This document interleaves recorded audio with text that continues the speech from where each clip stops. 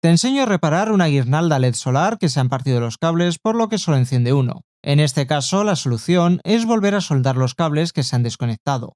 El primer paso es apagar la unidad de control.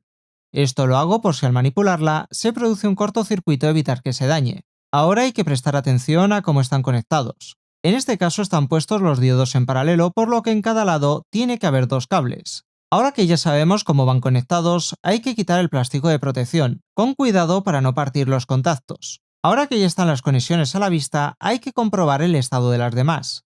Estas dos aparentemente están bien. En el otro lado vemos que el otro cable está a punto de soltarse y que es a donde pertenece el que está partido, por lo que voy a sanear esta conexión. Corto el primer trozo de cada cable, los pelo y los enrollo. Ahora pelo el otro que se había partido y voy a comprobar que el circuito funciona, conectándolo en la soldadura donde considero que va conectado. Y como era de esperar, se encienden las demás bombillas. La que no está encendida es porque no está conectada. ¿Cómo funciona? Voy a estañar los dos cables que había unido. Y ahora los sueldo al diodo al que pertenecen. Como no me gusta el estado en el que está la soldadura de al lado, voy a volver a hacerla.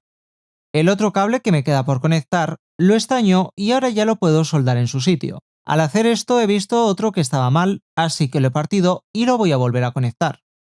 Ahora que ya están bien las soldaduras, vuelvo a encender la caja de control y se iluminan todos, por lo que ya solo queda poner tubo termorretráctil y ya está terminado.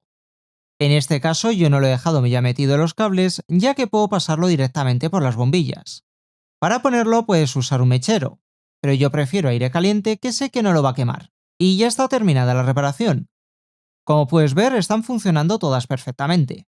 Si no tienes herramientas para repararlas, te recomiendo que presiones en la tarjeta que está apareciendo ahora, donde te enseño el kit básico de herramientas para electrónica que he estado usando.